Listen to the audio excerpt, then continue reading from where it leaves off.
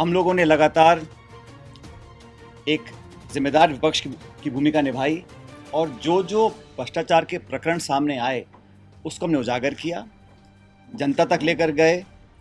मैंने मुख्यमंत्री अशोक गहलोत जी को चिट्ठी लिखी।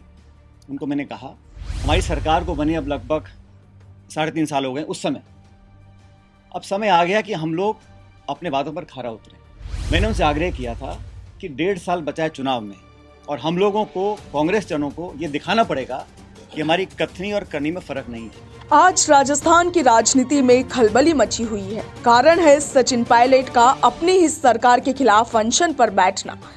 सियासी हलकों में पायलट के अनशन को लेकर अलग अलग कयास लगाए जा रहे हैं। यूं तो पायलट ने अनशन का कारण वसुंधरा सरकार में हुए भ्रष्टाचार को बताया है, लेकिन पायलट अपनी ही सरकार को कोसने में भी पीछे नहीं हटे।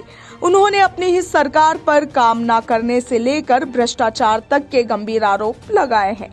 पायलट ने साफ साफ लफ्जों में यह भी कह दिया कि पिछले 4 सालों में सीएम गहलोत के नेतृत्व में कांग्रेस सरकार ने अपने वादे पूरे नहीं किए। अब पायलट की इन बातों को सुनकर कहा जा रहा है कि आखिरकार सचिन पायलट के सब्र का बांध टूट ही गया।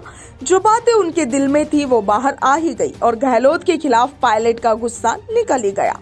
लेकिन पायलट के इन हमलों के बाद कांग्रेस में जो रायता फैलने वाला है उसका अभी किसी को अंदाजा नहीं और इस रायते का स्वाद बीजेपी भी भरपूर लेगी। आज पायलट वसुंधरा सरकार के राज में हुई अनियमितताओं के खिलाफ अनशन पर बैठे।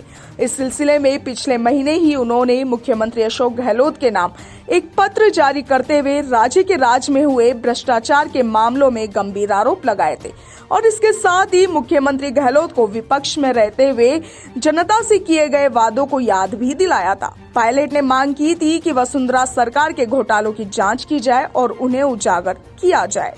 मुख्यमंत्री अशोक गहलोत के नाम से जारी इस पत्र में सचिन पायलट ने कहा कि लोकतंत्र में आरोप लगाने वाले नेताओं को अपने भरोसे की रक्षा करनी चाहिए, नहीं तो चुनावी लाभ लेने के आरोप लगेंगे तो जनता का नेताओं से भरोसा उठ जाएगा। उन्होंने ये भी कहा कि सरकार के रुख से सत्ताधारी दल पर परोक्ष या फिर अप्रत्यक्ष रूप से राज्य को बचाए जाने के आरोप भी लग सकते हैं। अब पायलट के इस रुख को देखकर तो आप अंदाजा लगा ही सकते हैं कि इनडायरेक्ट ही सही, लेकिन पायलट ने अपनी ही सरकार को घेर लिया। हालांकि पायलट के इस कदम को लेकर वे कांग्रेस के अंदर ही घिरते हुए भी नजर आ रहे हैं। Bureau report, Punjab Kesari, Rajasthan.